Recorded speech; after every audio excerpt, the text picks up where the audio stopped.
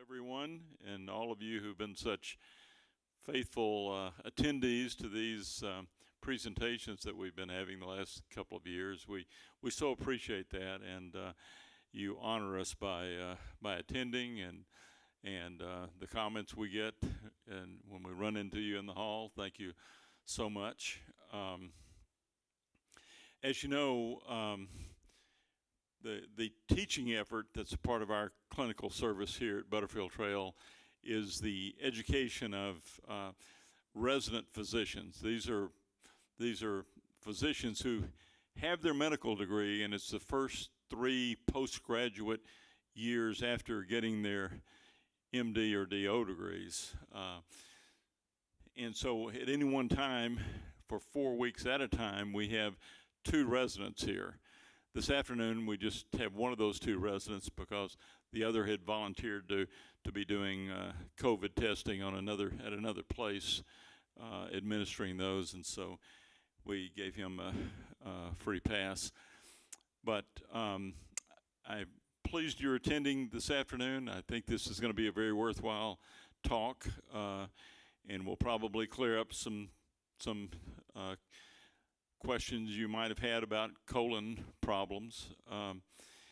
We initially thought we would do this on diverticulosis, but really we've changed it into a little bit broader presentation of common disorders of the colon in older adults. So I think it will be helpful to you. I want to, at the outset, remind you that you can submit questions by calling our on-call number, the very same one that we use for calls should you're having problems after hours. It's the one that the resident physician has 24/7. And that number is 479-200-9259. But if you call that during the presentation or at the end, we'll take the question and give it to Dr. Williams, and she and I will attempt to answer it. So let me introduce our speaker today. Dr. Kayla Williams is a second-year resident, so she's in the second of her 3 years of training in internal medicine with us. She has distinguished herself in the time she's been here, witnessed by the fact that she just last week was named one of our chief residents for next year. So in her 3rd year, we always have 2, and now we've determined we're better served by having 3 chief residents who are cited by their peers, their colleagues, the other residents, and then approved or chosen by the faculty for special duties over the residency. And so she's one of our 3 for next year, and that's a great honor. She's not from Arkansas, as so many of our trainees are. We have trainees from all over the country, but Kayla Williams is from Kentucky. Now, that's eastern Kentucky, so she says sometimes the Ozarks remind her of the Appalachians and where she grew up. But she's a graduate of both the University of Kentucky undergrad and University of Kentucky Medical School. And Kentucky must be very proud. She is an outstanding young physician. So with that as an introduction, and by the way, she's outstanding in so many ways. You would also recognize that anyone who could do what she's done and what we asked them to do, these, as you can imagine, are not the least stressful years of one's life, and have 2 babies along the way. So she has a 3-year-old who she gave birth to in her 3rd year of medical school, and then since she's been in Northwest Arkansas, she's had another child who's 1 year old. So she was a first year. She was an intern when she had that baby. So, you know, none of us guys know how to relate to this because none of us would have been up to that, I'm pretty sure. So without further ado, I'll introduce Dr. Kayla Williams. Okay. Well, now that he's built me up so much, I got a high bar to live up to. So, like I said, I'm Kayla Williams. Today we're going to talk a little bit about some of the more common diseases that we see in the colon. And in order to do that, I just want to start out talking about the digestive system anatomy so we can kind of follow along with these diseases a little more easily. So we start at the mouth, and then when we swallow our food, it goes down the esophagus into the stomach. And just below the stomach, the liver and pancreas help digest the food. And then from that point on, you're in the small intestine. The small intestine is broken down into 3 different parts. The top part is called the duodenum. The middle part is called the jejunum. And the most important one for our talk today is the last part of it called the ileum. And then from that point, we go on to the colon, and where the ileum and colon meet, we have the appendix, which most people know about. The colon itself is divided into separate portions as well. So you've got the portion that goes up the right side, that's called the ascending colon. And then it crosses over to the left side, that's called the transverse colon. And then it goes back down toward the legs, that's the descending colon. And then it makes a little S shape. That portion's called the sigmoid colon, and then on to the rectum and anus. Okay, so the first disorder I want to talk about is probably the most common of all of them. It's diverticulosis. That's just a fancy name for having some pouches in the wall of your colon. It's a really common disorder. Up to 45% of people in our country have these little pockets in their colon. The incidence actually increases with age. So about 20% of 40-year-olds have them, and then by the time you're 60 years old, you're looking at roughly 60% of people have them. In the Western world, they're most frequently found on the left side of the colon, but in the Asian population, it's actually more common to see them on the right side, just from some genetic variations. Symptoms, you're typically asymptomatic and have no idea that you even have these. So if you end up developing symptoms, it's usually from the complications that can occur, like bleeding and infection. So let's talk a little bit about those complications. And we'll start with the bleeding.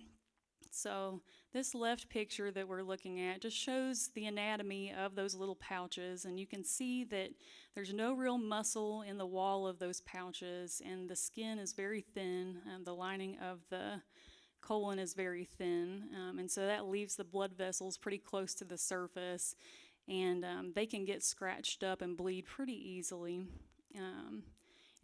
Between 5 and 15% of cases of diverticulosis end up resulting in some bleeding. 50 to 90% of those cases are actually on the right side, and we're not really sure why that is. But it is overall the most common source of lower GI bleeding, responsible for up to 40% of the bleeds that we see from the colon. 80% of these cases end up self-resolving, and we don't really have to do much about them, but you can have some life-threatening complications in about 3% of the cases. Sometimes the bleeding can require hospitalization, and that will lead to some interventions like fluids, blood transfusions. And then if the bleeding doesn't stop, they can go in and do a colonoscopy, and that's the picture you see on the right there, what it might look like. So you see the pouch and some blood flowing from it. And kind of like this picture, most of the time the bleeding is minor. You don't see a ton of blood in there, but occasionally it gets much worse. It's particularly bad in the elder population just because they have so many other health conditions that can be complicated by the bleeding. So that's particularly of concern for us. Symptoms include obviously some bright red or maroon blood in your stools, belly pain, dizziness, lightheadedness, low blood pressure, high heart rate, and shortness of breath. And all those last ones typically show up if you've bled enough to have low blood counts. And then our next complication is infection. The name for this is diverticulitis. You may have heard of it. It's fairly common. And that's just when infection sets up in the pouch. It can range from mild cases that just need antibiotics to some pretty complicated situations that we'll talk about a little more in depth in a second. You can see what the colonoscopy looks like on the right again, and I apologize, these pictures can be a little gross, but it really helps to discern the difference between all these disorders just to see pictures of them. And so you can see the pockets that are the diverticuli, and in that far right picture you can see some pus that's set up in one of them and some drainage. So diverticulitis, we're more concerned about the severe cases that end up having complications, and some of those complications can be an abscess, which is a walled-off pocket of infection. It's really hard to get antibiotics into those abscesses, so most of the time they require surgical drainage of the infection inside of them. Perforation or rupture of the wall of the colon is another big concern, as well as peritonitis or just generalized abdominal infection. Both of those require emergency surgery just to clean out the infection and possibly end up taking out the disease portion of the colon. That's a pretty big surgery, can require multiple steps over the course of several months. And occasionally, surgery is done electively, particularly in people that have recurrent infections, or if they just have bad immune systems that would prevent them from fighting off infections in the future. And then after all these complications have been treated and you get out of the hospital, you'll have a colonoscopy done a few months later to try to assess how extensive the disease is in your colon and decide if you do need that elective surgery to remove portions of it. 85% of cases of diverticulitis actually do not have complications and just respond to basic antibiotics and supportive care. And then roughly 15% of the others require surgery from complications. 30% of patients that have an episode of diverticulitis will go on to have a second episode, and then the other 70% will likely just be asymptomatic for the rest of their life. And if you end up having a repeat episode of it, your symptoms are likely to be pretty similar. It was previously thought that each episode might escalate, but that's turning out to not be the case. General symptoms from mild or severe cases initially are just belly pain, particularly in the left lower side where most of those pouches typically occur. Nausea, vomiting, fevers, and the severe cases will require hospitalization, but the mild cases are often just treated at home with antibiotics and a few days of a liquid diet. Okay. So we'll move on to, that didn't go, did it? There we go. We'll move on to a category of colon diseases called inflammatory bowel diseases, not to be confused with irritable bowel syndrome, which is quite a bit more common than these. These are autoimmune diseases where the immune system attacks your own body. And the most common ones that we see are Crohn's disease and ulcerative colitis, and we'll dive in depth with each of these in a second. So this category of diseases overall typically occurs in between the ages of 15 and 30, but there's also thought to be a second peak between the ages of 50 and 80, so it is still pertinent to the geriatric population. Technically, these can show up at any time. This is just the typical trend we see. They are more common in Caucasian and Jewish populations. And we will start off talking about Crohn's disease. So our little graphic here shows that Crohn's can actually affect any part of the colon or the small intestines. The most common place is at the very end of the small intestine into the colon, where I said they met up and the appendix was located. At the junction of the colon and the ileum, but like I said, it can affect any part of the intestines.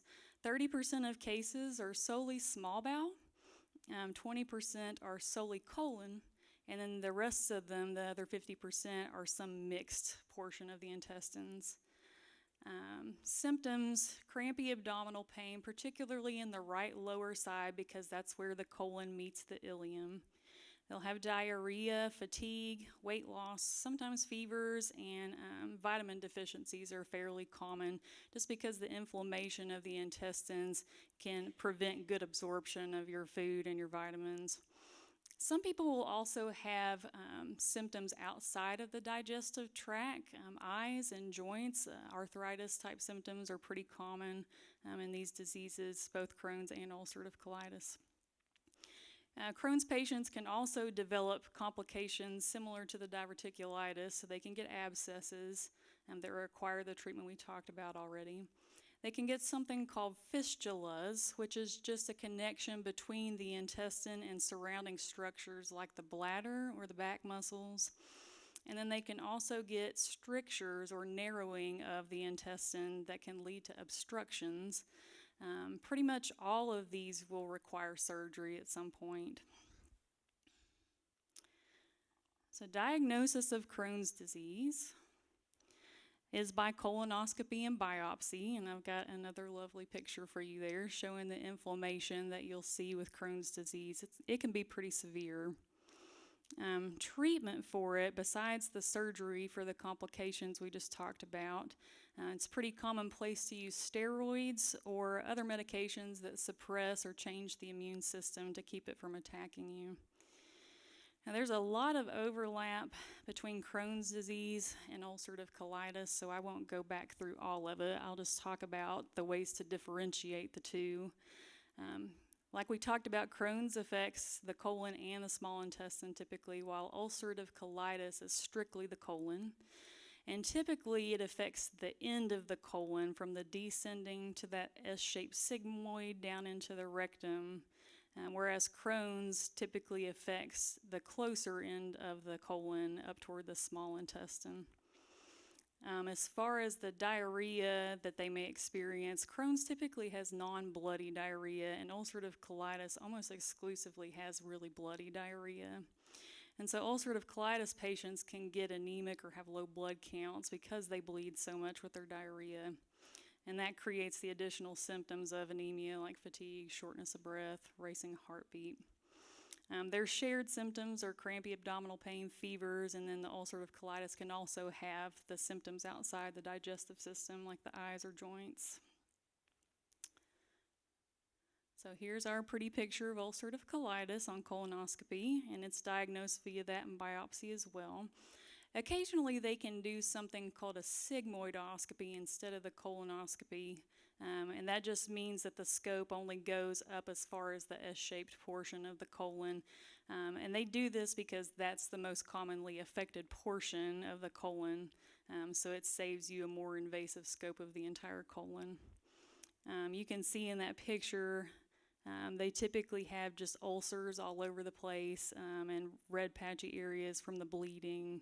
It's pretty inflamed. Treatment's roughly the same with steroids and medication that changes the immune system. The great thing about those medications in this particular instance is that they can promote the healing of the sores as well in the ulcerative colitis. The sores can be quite extensive, and they can actually affect the entire length of the colon sometimes.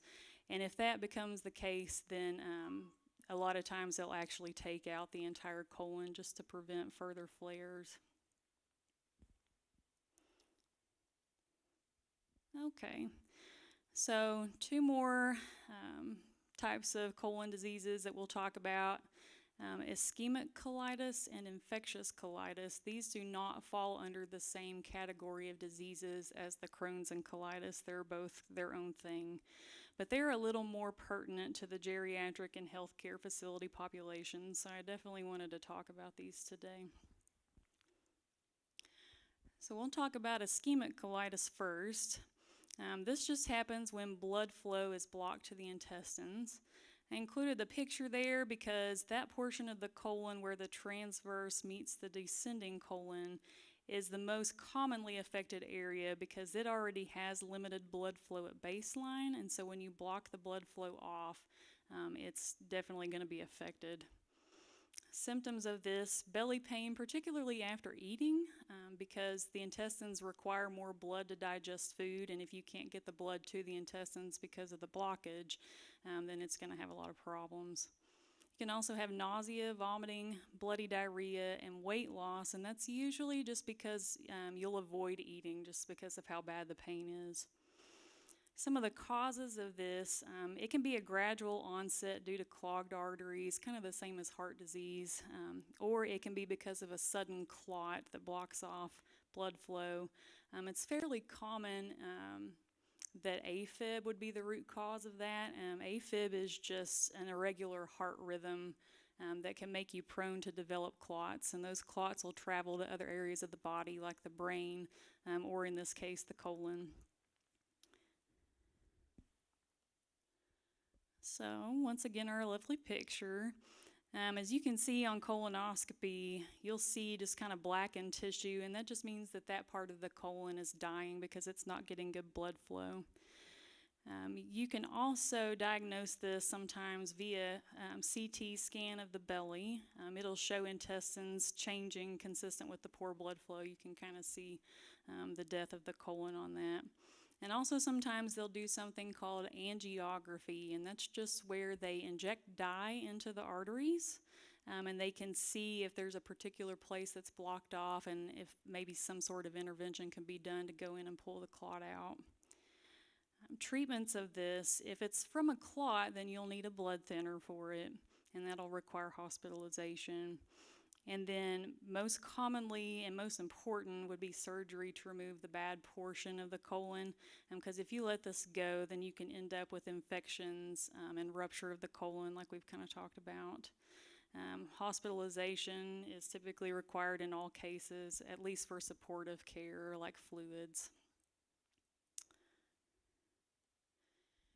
Now it's important to note in all four of the ones we've just talked about, the diverticulosis, the Crohn's colitis, and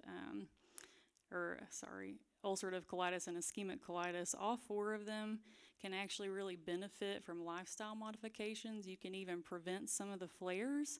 So weight loss, exercise, stopping smoking, and a low-fat, high-fiber diet are really important in preventing flares of these conditions.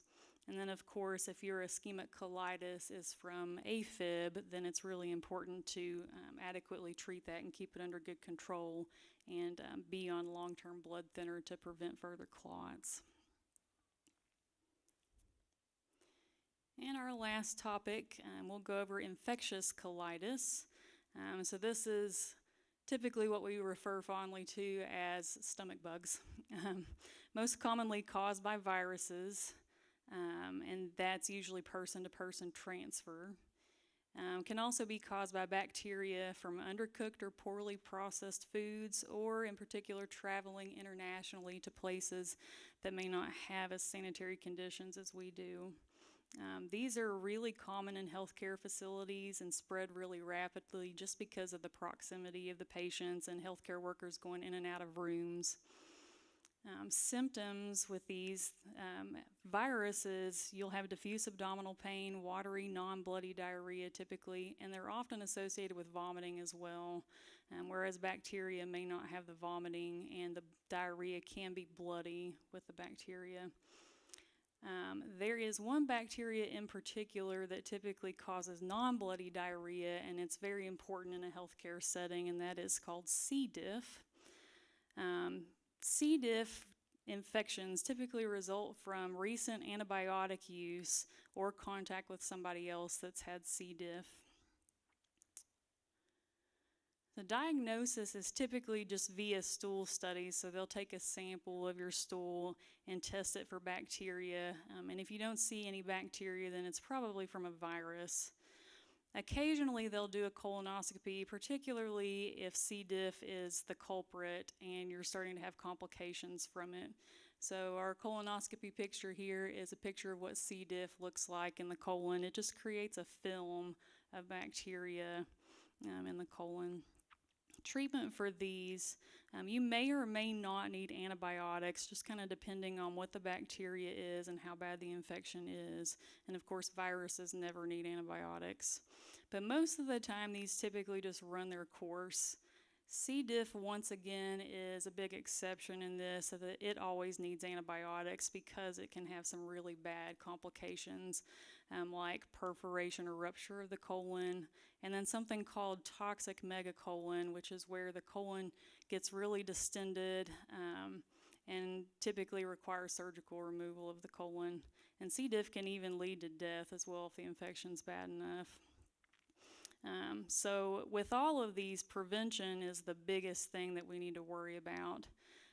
Most of them you can fix with hand sanitizer or prevent transfer with hand sanitizer. C. diff, you actually have to wash your hands with soap and water. It's not affected by sanitizer.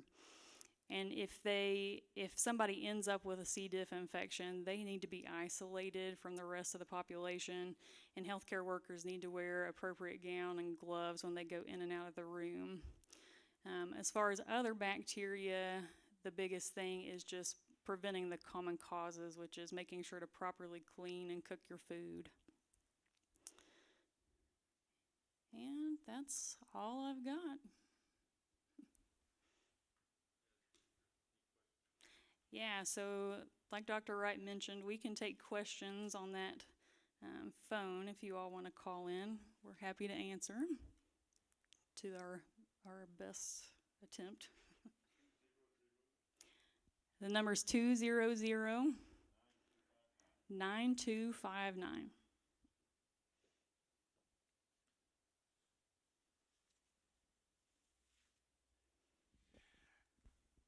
Excellent presentation, Dr. Williams. Thought you covered a somewhat difficult subject very well. Here's a question. Hello.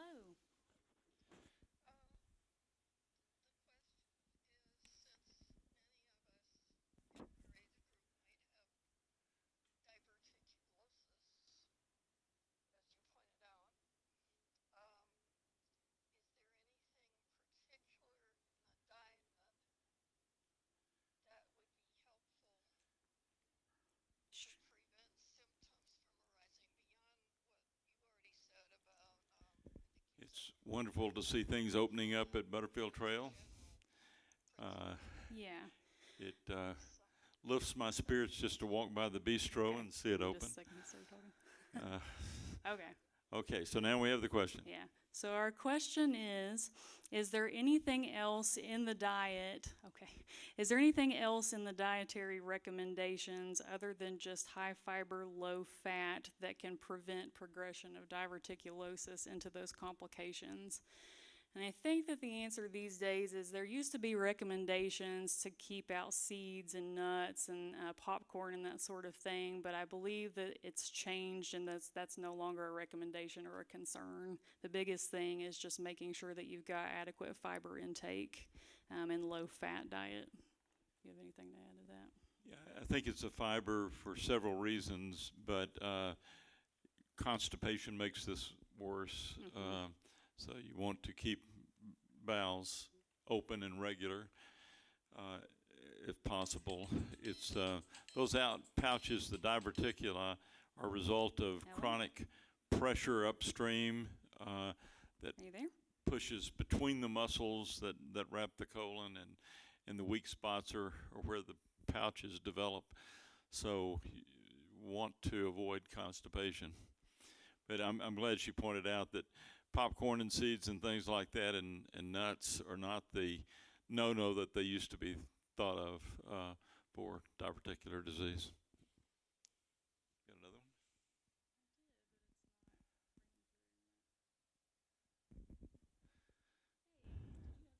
I think we have another question.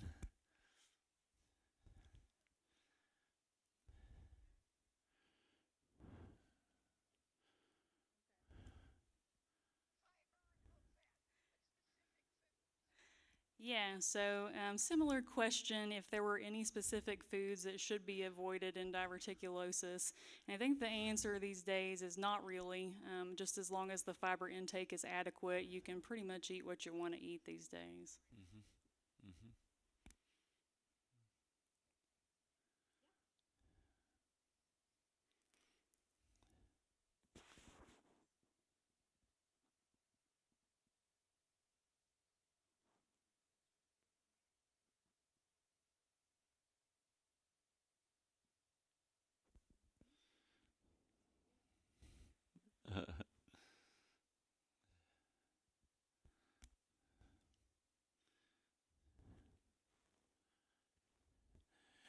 You know, in this TV format that we've been using now throughout the COVID season, the one thing that I've shared with you before surprises me is that people are more reluctant ask questions by phone than if we were in person, and I would have thought that that would be more inhibiting to stand up in a crowd and speak out, but I've learned otherwise.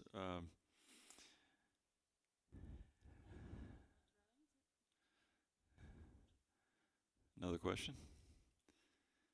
This particular question was hoping that we could address celiac disease a little bit. The reason I didn't do that is because celiac typically doesn't affect the colon. It's usually a small bowel disease.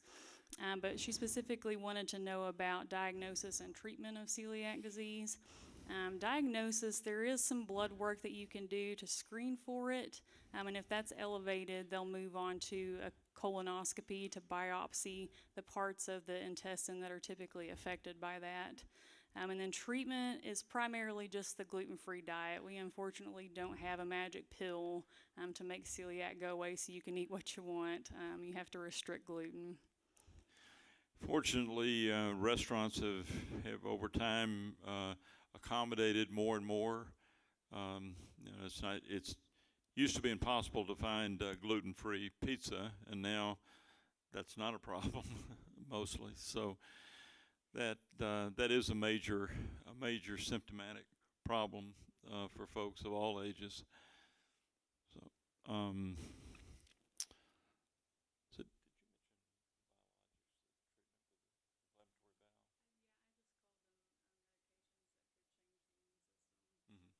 yeah, I would just tag on to what Dr. Williams said about inflammatory bowel. That's the Crohn's disease and the ulcerative colitis. These are such horrific disorders, or potentially so,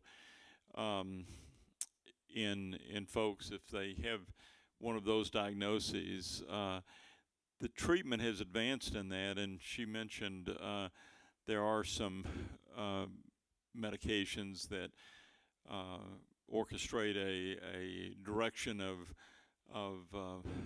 antibodies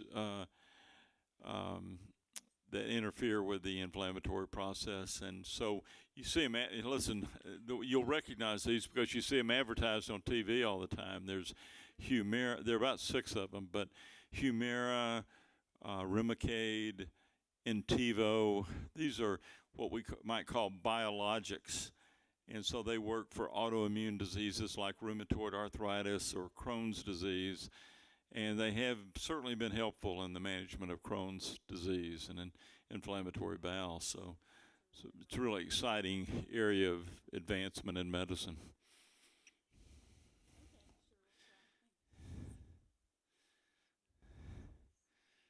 Another question? Okay. So that question was, can we explain what causes periodic loose bowels? So pretty much any of the ones we've talked about today can cause loose bowels. It can also be food sensitivities like gluten or lactose, or any kind of food allergies that you have can cause that. There's some other more complicated things. Some tumors and things like carcinoid or pheochromocytoma that can cause them. Those are some big fancy words, I know. But those are a lot more rare than what we've talked about today, and probably not behind most of your episodes of loose stools. I think you did allude to IBS.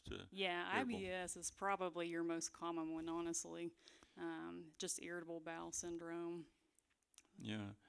Irritable bowel syndrome is a unique disorder that's very, very common, and there's nothing that's been found structurally wrong with the bowel, but the activity can be associated with any of a number of symptoms, from loose stools and diarrhea to constipation, or alternating constipation and loose stools, and pain is often a characteristic thing, although that now the studies are showing subsets of IBS that some don't have pain at all, some predominate with diarrhea. They're learning more about it and how to categorize it and how better to treat it. But that's one of those things that you rule out everything else, and if you don't find anything, it's often irritable bowel. And it's manageable. There are medicines that will manage it, but it's not curable, and and there's no surgery that will.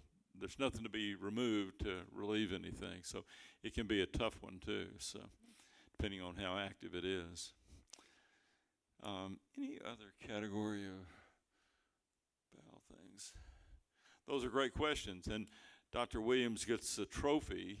This is the most questions after a talk that we've had in this format of in-house TV presentation. So I hope that means that you're becoming a little more comfortable with calling in phone questions, because I think it always makes a presentation more effective if you're able to answer questions, because then you know you're giving information that's people are curious about or need to know. So we would always love to do that. Here comes another question. Look, she's set a fire on this. Question?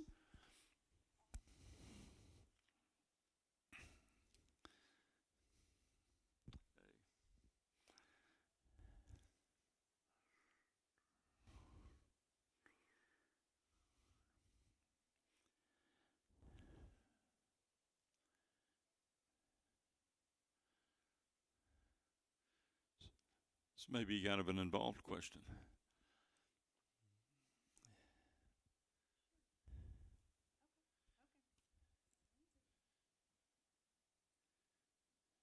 Okay, so that question was, how would somebody know if they were having blood in the stool if it wasn't obvious blood, like bright red or maroon, if they were just having small amounts?